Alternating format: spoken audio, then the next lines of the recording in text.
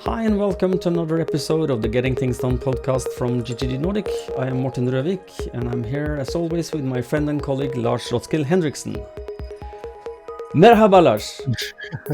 Hi Morten, good to be back once again and looking forward to doing this episode with you. If you have not listened to our podcast before, the goal for us is to help you learn GT or become even better GTD'ers, become more productive, less stressed, hopefully get a better overview of all your commitments so you can be better at staying present with whatever you're engaged in. And as always, we hope that you find these episodes valuable, regardless of how experienced you are with GTD. And if you are new to GTD or would like a refresher, we recommend you go back and listen to episodes 1 through 6 of the podcast. They're still always, they seem to always stick in the top 10. So I think it's good that we always keep reminding people about this because it seems to lead a lot of people back to the refreshers. So I wanted to mention that as well. Yes. And today's episode is about morning routines and how to get your morning routines or mornings under cruise control. And in the pre-show, we talked a little about this and how we will attack this. And you tell me that, well, I don't think about this because it just kind of happens. But I insisted we should do something about this because, as many of you might know, that both Lars and I are entrepreneurs and been freelancers for a long time, worked for ourselves. And it is then, when you are in this situation, a necessity to have routines to get things done, or you don't get paid. Which don't send any invoices. Yeah, don't send in any invoices, and many of you might find yourself in, the home office environment and thinking that, well, I feel a little bit about like an entrepreneur now because I don't have a boss who tells me I have to be in at 8 and I don't have a bus to catch. And I have to decide what to focus on myself. I don't have anyone who tells me this. So it might be beneficial for you. This at least how I see it. So let's see what we can get out of this.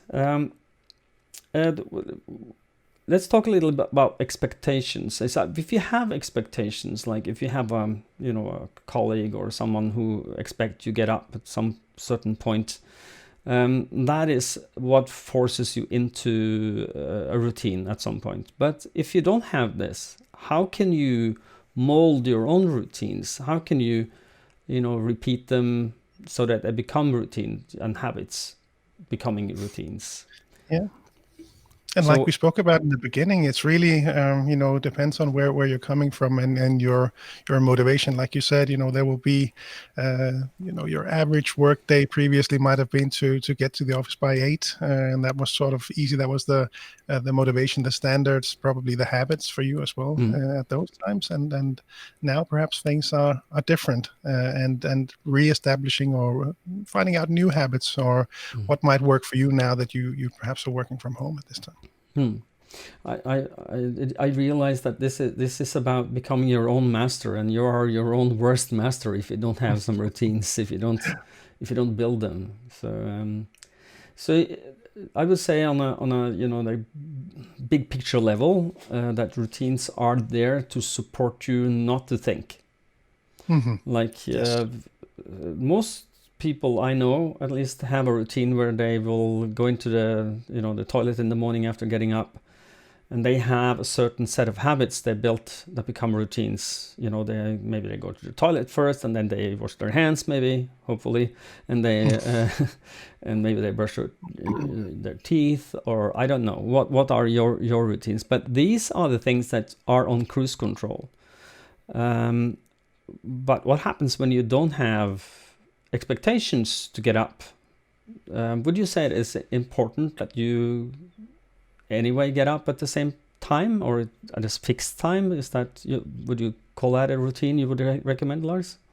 For me, it is, for sure. It's something that I, all the quantified self stuff, something that I've been playing around with for a long time. Most recently, I I started tracking my sleep more with my Apple Watch. Mm-hmm. Installed a separate app for that to track and get some more feedback on how my sleep was. How did I do? Maybe try to see and find some patterns in this. And one of the key things that I have noticed, and what they also mentioned from that app, was to really see if you could stick to specific times when you go to bed and when you get up. And for me, I find that, well, I tend to always just wake up by myself. It's not something that I was born doing at all. I'm a type B person, I guess you would say, at least in in Danish. But by nature, but I worked for a long time in Copenhagen, where I had to get up at 5 in the morning, and that kind of stuck with me. So I naturally wake up between 5 and 6 now, by myself, and start off my day that way. Get up, go in there, put the watch on the charger, and then head off to the bathroom for a shower. But I'm sure that there's a couple of listeners curious on what kind of app you use. Will you reveal that, what the name of the app is? And I was worried that you might ask me, and now I will pretend to just talk slowly while I find out that it's called Sleepwatch. Sleepwatch, okay. For those of you who have an Apple Watch, that might be an interesting app so just playing around with it. I haven't done for a long time. It's just a free version, but it's I find it fun right now, and it's interesting to see what it comes up with. Yeah, I also for a long time used I didn't use an Apple Watch for this, but before we had Fitbit and the other fitness trackers. Some of them have this feature, and I find it very interesting that you, for being productive, sleeping well is very important. If you don't sleep, you don't your brain cannot restitute, and you wake up tired. So to find good sleep routines is important. That makes your morning routine so much easier, because you're not really super tired. You are fairly okay, hopefully. Sleeping, exercise, diet, all that stuff is really critical to your productivity, for sure. Yeah, and this is we might want to look at later. Maybe we should look at fitness in a GTD perspective. That might be an interesting topic. Let us know. Podcast yes. Yeah, exactly. So if you think we should talk about that, tell us. At what was the address again? Podcast at gtdnordic.dk, and it's always in the show notes. Yeah. Okay. Good. No, but if you sleep okay and you're are on track, getting up at the same time in the weekdays, I found very beneficial. To have, and I used to be the one who woke up without an alarm, but now I've automated half of my house. So when my alarm goes off at my mobile, I can just stop, and it will light the whole house with light and start the coffee. So that's kind of the reason why I have this now.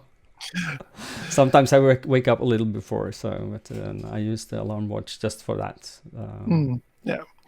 No, I always get up. I'm always the first one to get up in my family, and most often the boys will have found their way into the bedroom as well. So I can't have any lights or anything going off there. That's also why the Apple Watch is really helpful for me, because it'll just buzz my wrist to make sure that I get up. So okay, that's part of the reason for me to use it as well. And it's also so when I get dressed, it's always in the dark. So I'm always wondering during the day, what did I actually put on? It's sort of a surprise during the day.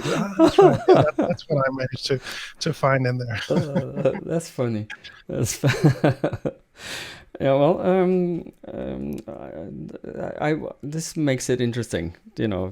Mix it up. What did I put on today? Exactly. Does it fit the task of today? Yeah. But to get up, and I don't know if you do that as a routine. Many people eat something in the morning. They say that breakfast is the most important meal of the day. At least they say that in the health authorities here in Norway. Myself, I stopped eating breakfast because I start listening to my stomach, and it tells me, you're not hungry. Why you eat?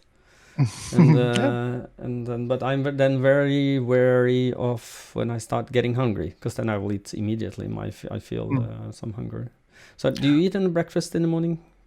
Yeah, we certainly do. So I will. I don't have a checklist coming back to the GTD perspective, but I Mm, might as well because it really is the same morning, regardless of whether it's basically the same whether it's weekdays or weekends. I will get mm, up at the same time. I will do the same thing. Get the coffee machine running.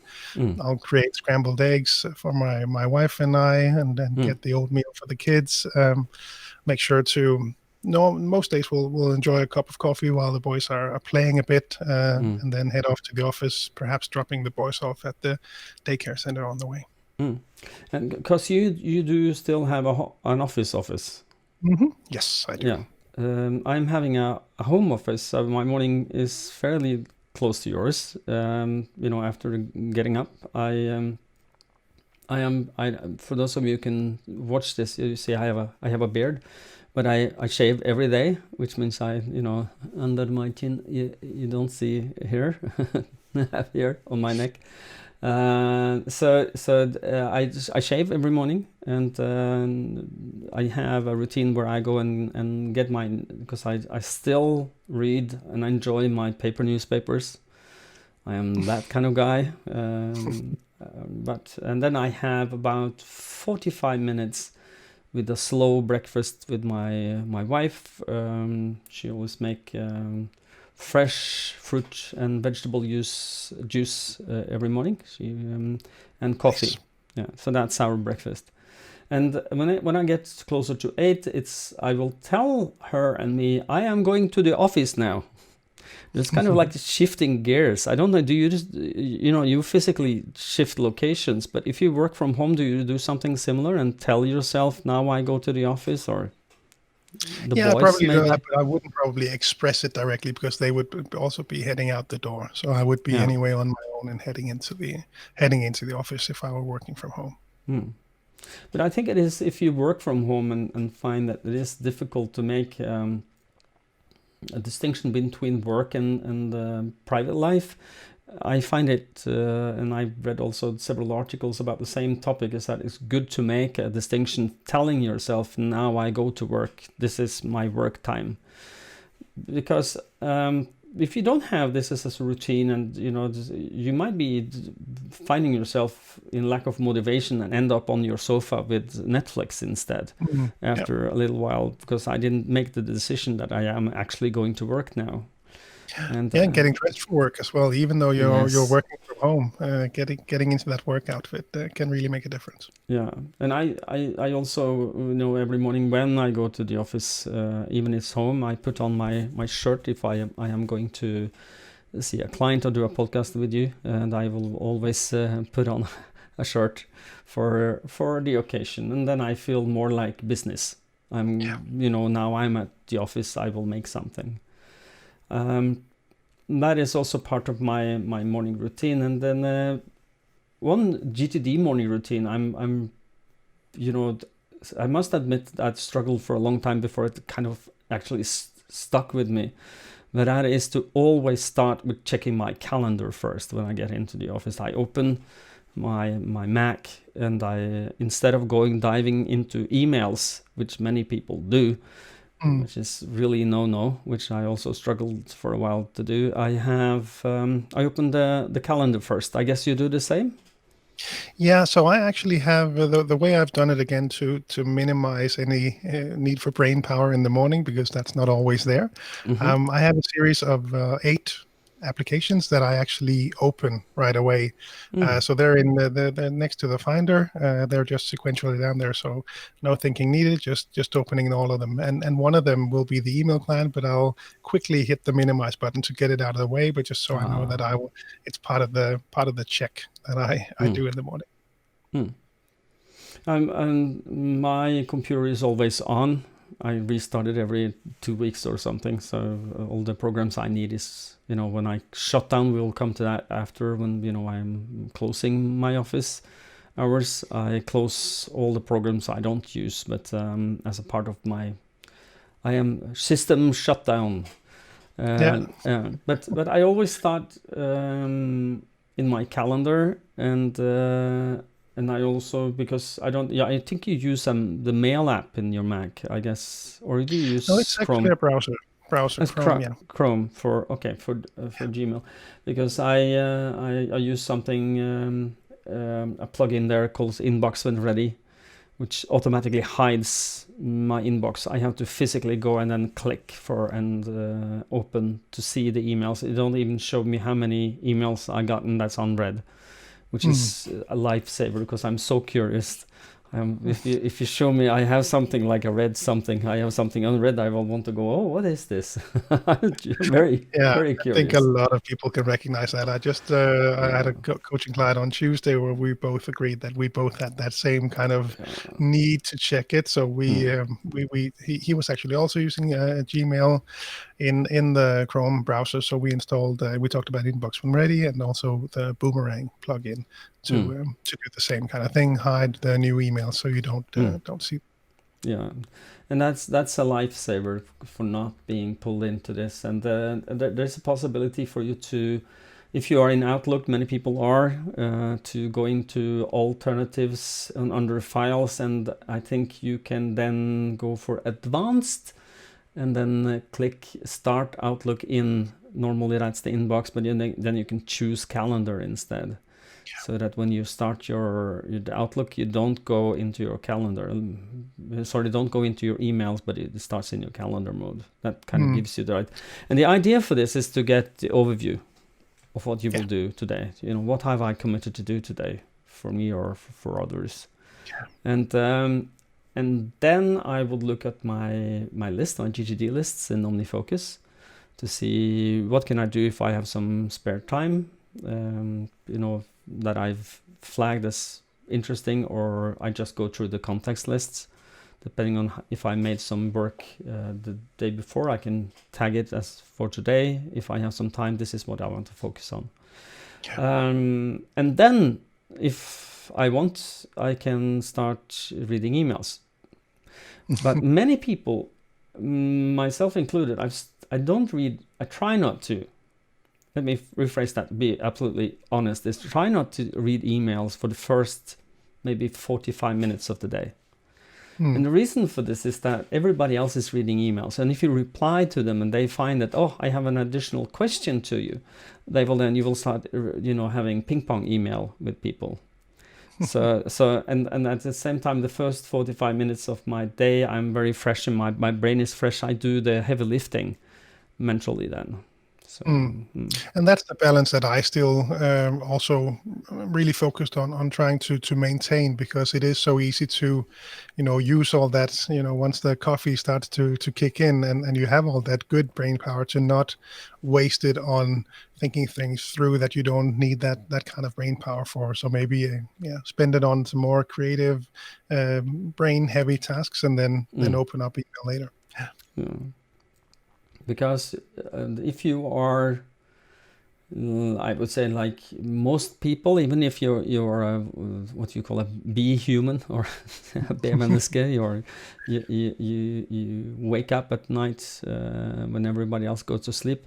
This is 95% of the people at least I met have more energy in the morning until noon, maybe 1 start to wane. Maybe before, and where they have the most mental horsepower to do the difficult tasks, do the heavy mental lifting. And but then if I decide to not to do that, I will do the clarify and organize emails. That point, because then that's done for the day, or for at least for the morning, and exactly. I don't have to. And then I have inbox zero and I feel good. Everything is under control. Nothing's going to jump me in a dark alley, as David Allen would say. Or they can, but and my 4,000 emails is not 4,000, it's 0 emails at all. Yeah, sounds good. No, so for me, I like I said, I opened those 8 applications, actually, one being my list manager, one being my email, one for calendar. Then I have different capture tools that I like to check in on.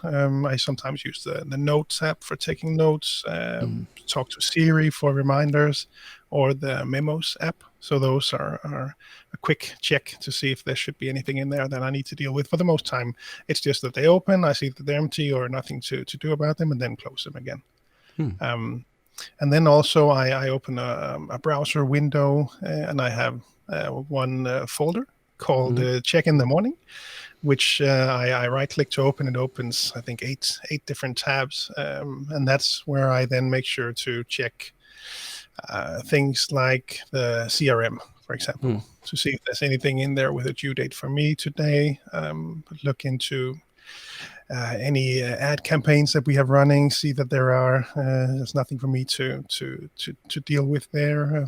That's also where I check the news. Coming back to you mentioning the physical paper, I don't do that, and actually don't spend too much time on the news, but I do like to check in also to see if there are any sort of things in the news that are relevant from a GTD perspective, to perhaps there was some kind of stuff to comment on in the media, for example, from a GTD perspective that I might want to engage in.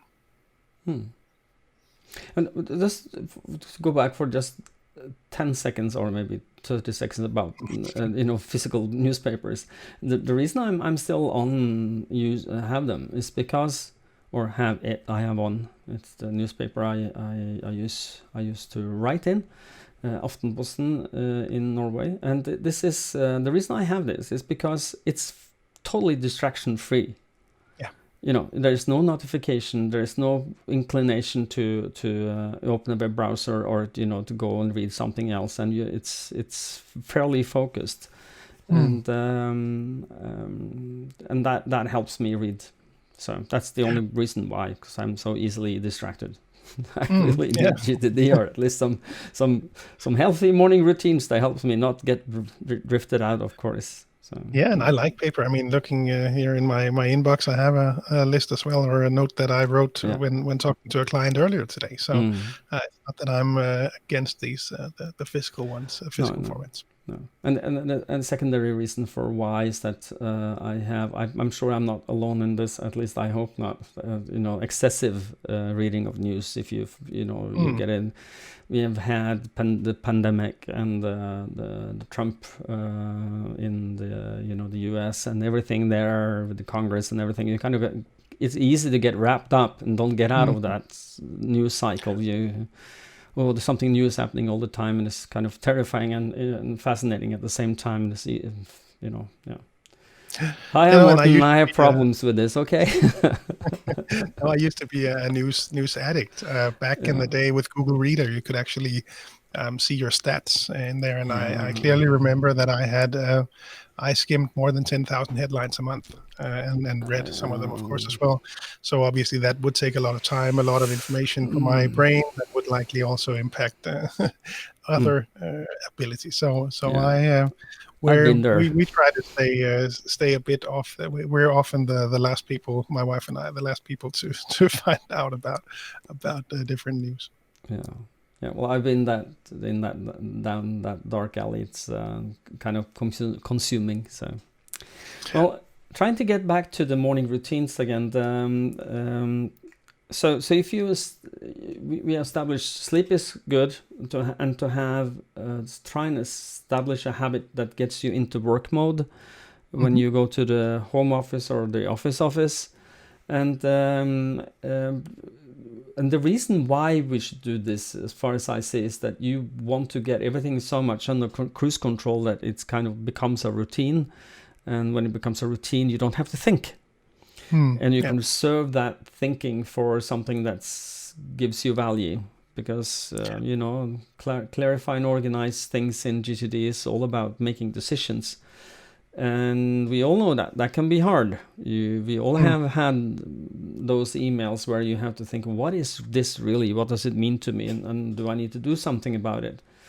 And should I do something about it? Is it so important and so urgent that I should, let it sneak in the queue? And, all these decisions you have to make. And doing that on most, when you have the most brain power reserved for that, and don't use that when you have, should I get out of bed today? Or should I have cereals or toast? I'm going to tell you something about, because the decision is what you should not have. Decision making in the morning is what you would like to make the decision in advance, so that when you get to the morning, you don't have to think. You just do. This is kind of like you've clarify and organize what you should do, and then it's kind of like just engage in the morning, and very GTD-esque. And I've noticed. It's maybe even a good idea that I'm actually finding my clothes in the dark, because that means I'm not able to think about it. Exactly. So but you're set for surprise later on that day, maybe. But I haven't cleared this with my stepdaughter, but I think I can do this without she feeling bad. But she has really sometimes she can't make decisions. And like she will come into the kitchen in the morning, and she get hung up on coffee or tea today. And I mean, really, she stops and she can't make that decision, and it frustrates her. So I talked to her about this, and we decided that all these small decisions, she should identify them first. First, what decisions do you need to make, and then make them the day before. Because if I asked her, well, tomorrow morning, what do you want, coffee or tea? I want coffee. Now decision is made. Tomorrow morning you will make coffee. Kind of, and all the other small decisions she had to do. I remember very clearly we did this last summer, and she was smiling the morning after. She was very happy with the decisions that were already made.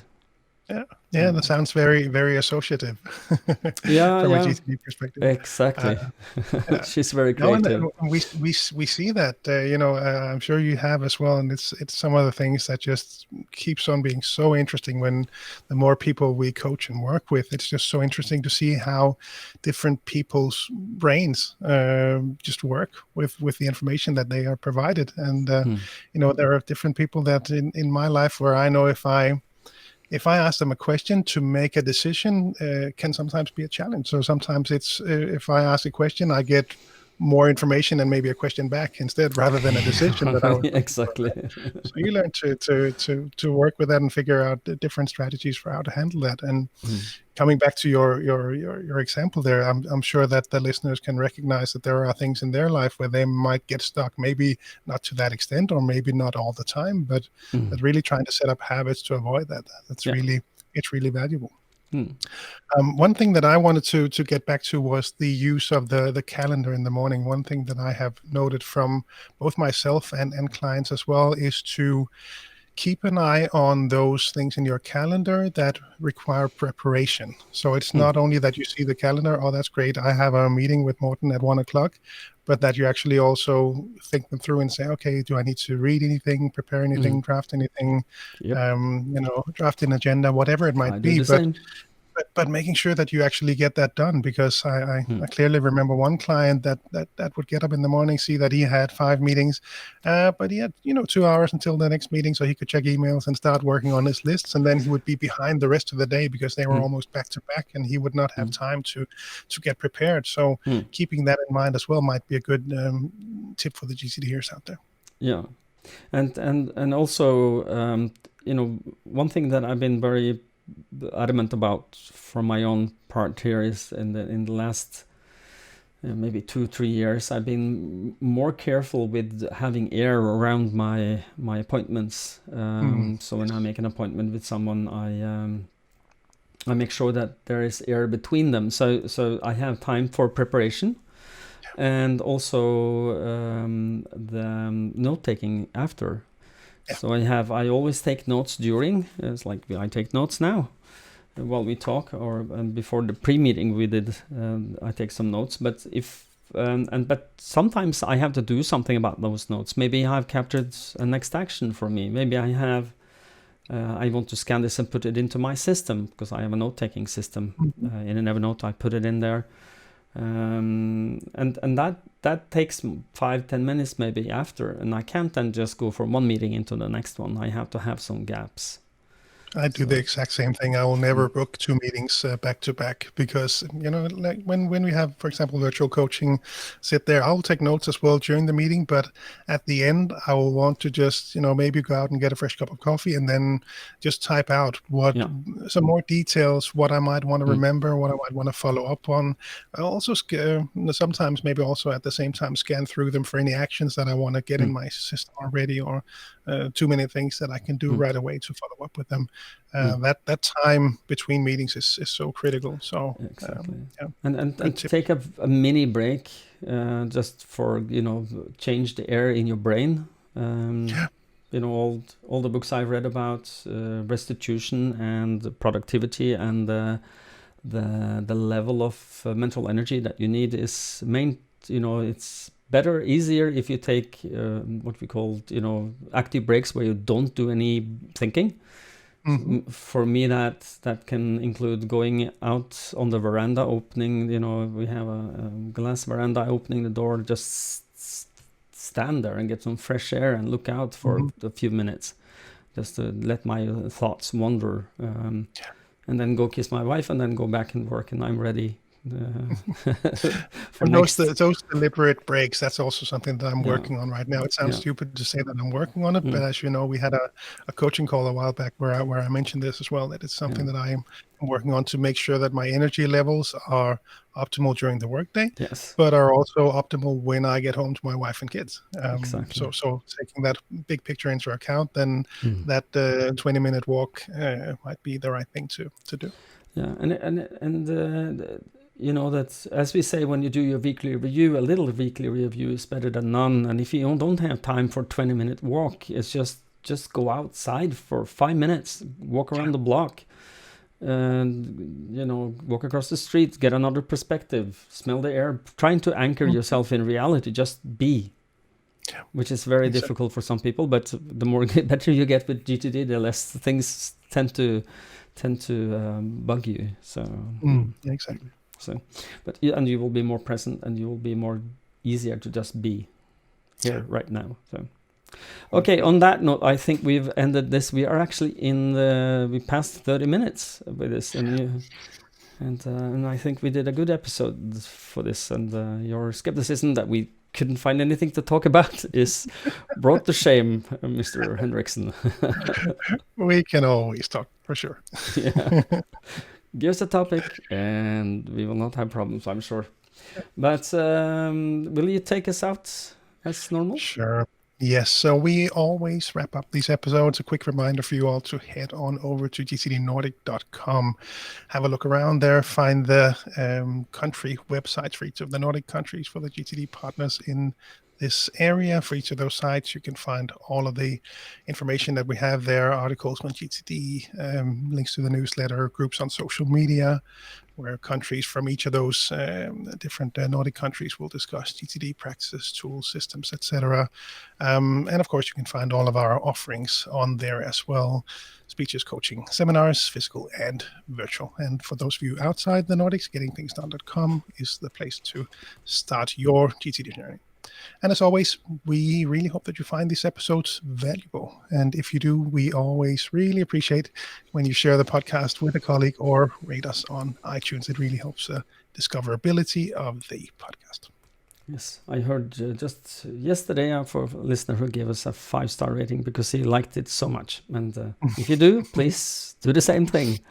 And something that I thought of mentioning at the end here is that Lars and I have decided to make a GTD coaching cafe where we will give you free coaching stream live on Facebook. So if you go for the Nordic region Facebook pages, GTD Nordic, FISEDK and Produktiv Norge, and so far are those we have connected, you will be able to follow the stream. There will also be I'm building a calendar. Maybe you can link to that in the show notes. I don't know how well it links.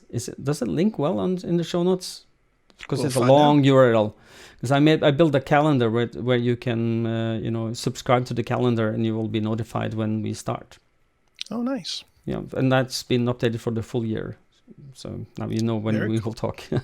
But in this cafe, we want to give you something, give you back for all the love and care that you, the listeners, and all the GTD practitioners around the world give us.